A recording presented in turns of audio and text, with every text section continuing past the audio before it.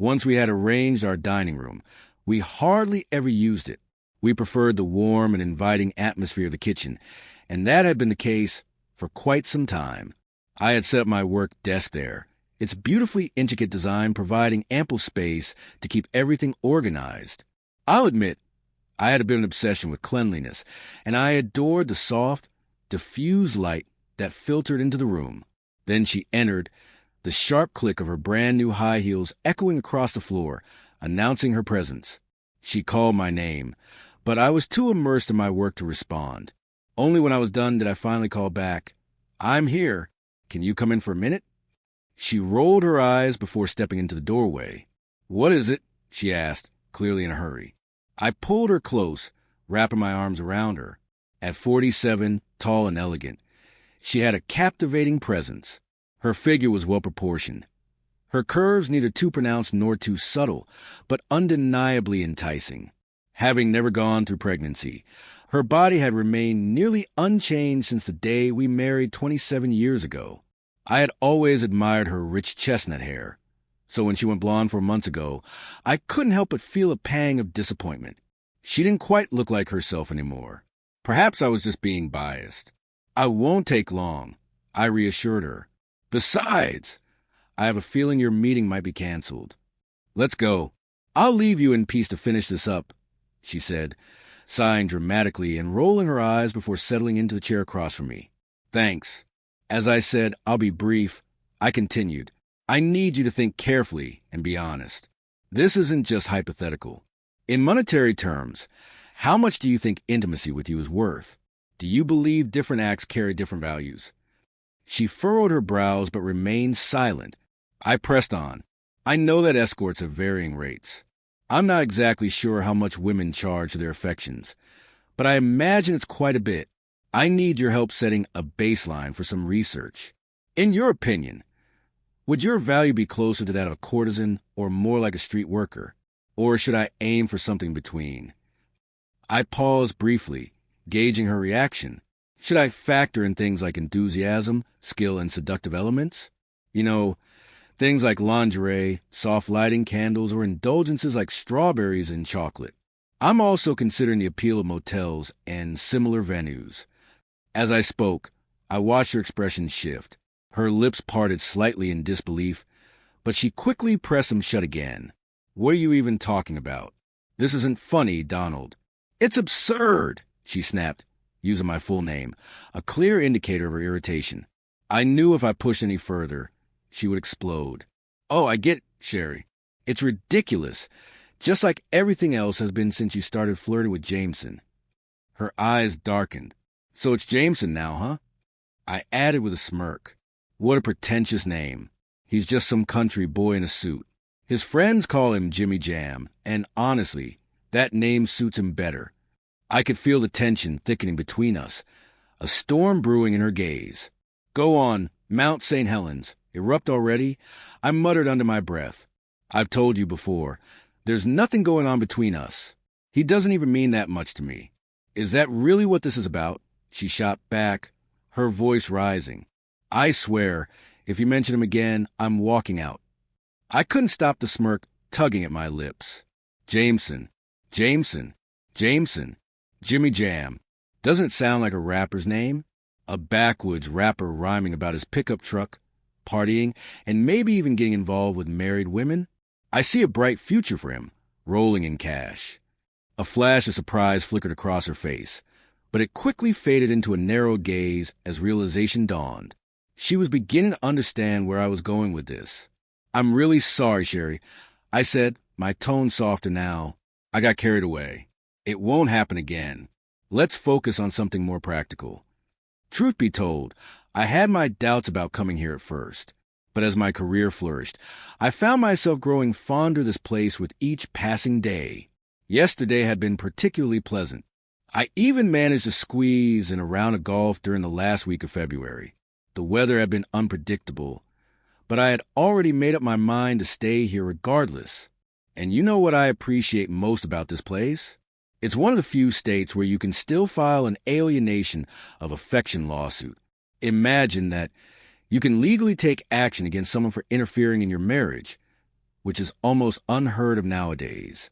Of course, winning such a case requires very specific conditions, but the fact that it's possible is fascinating.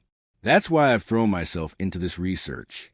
I want to compile a comprehensive report detailing the behaviors in question, their frequency, and the methods I use to gather my findings.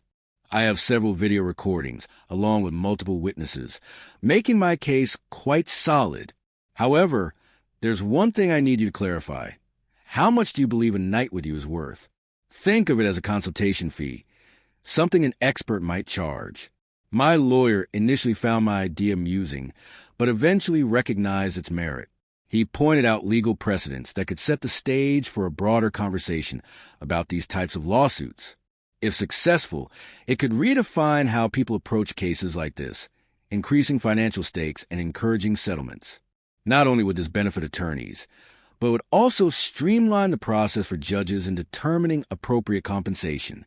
I need your cooperation in this, but if you refuse, my lawyer will ensure that your involvement is meticulously documented, step by step. These are the statements I need from you, and you should consider the advantages you might gain once the divorce is finalized. After all, once everything is settled, any shared expenses will come to an end. We won't even need formal notice. All it takes is a simple visit to his office. Think ahead, Sherry. Consider how much you and Jameson could save on travel costs if you decide to move in together. On that note, I believe he has a spare room, if he can manage to convince his wife. Speaking of which, I've already shared my findings with her, and she intends to use them in her own case against you. Perhaps you two should meet elsewhere. Who knows? You could even split the legal fees. My gaze drifted to Sherry, now unconscious on the dining room floor. It wasn't so much a dramatic collapse as it was a slow descent, like air leaking from a balloon. So much for being an expert consultant. But that was irrelevant now.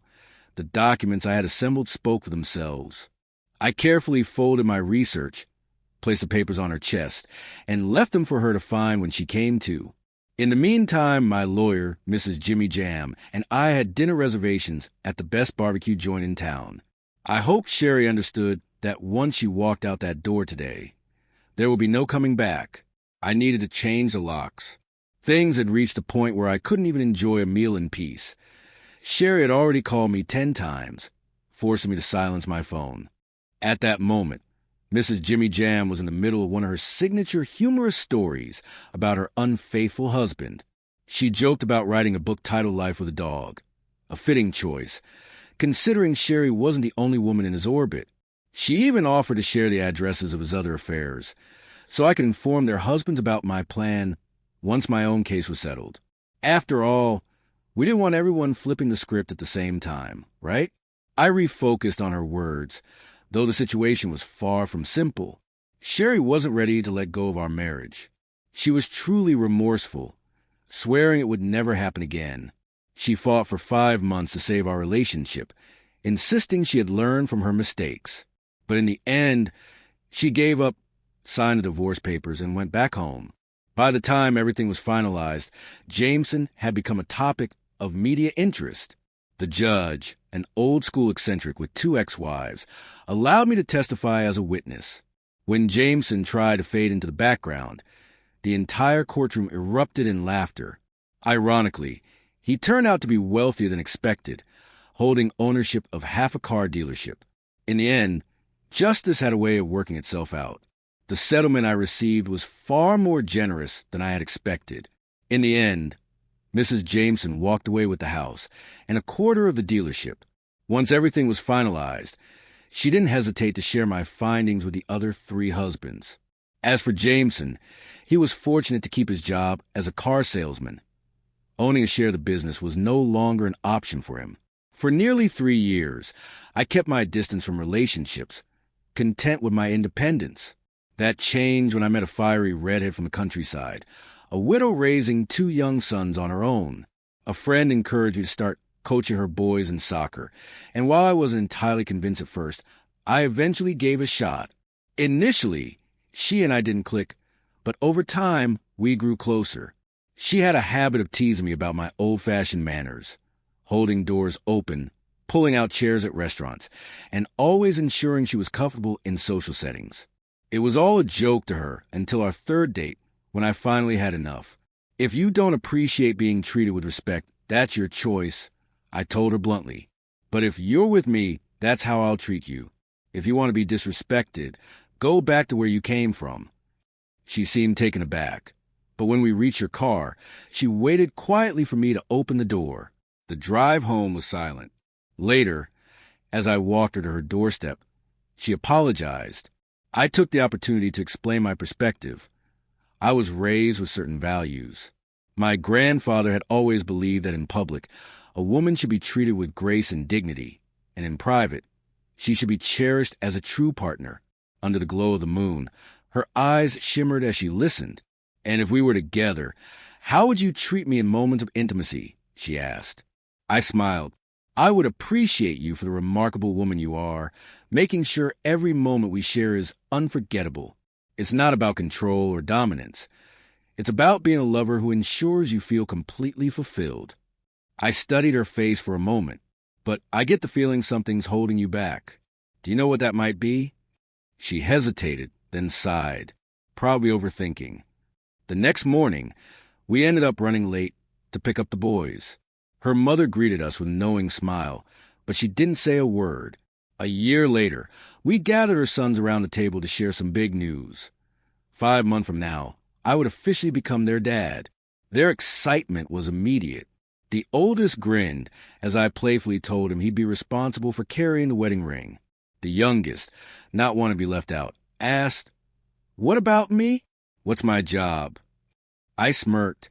"Well, we still need a flower girl." His eyes widened in shock. "Mommy, Daddy wants me to be the flower girl." Laughing, I pulled him onto my lap. "Relax, kid. I'm just messing with you.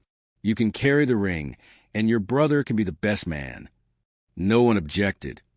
And that's exactly how it went. 5 years later, it still amuses me to hear them grumble about having to look after their little sister. As for Sherry, I never saw her again.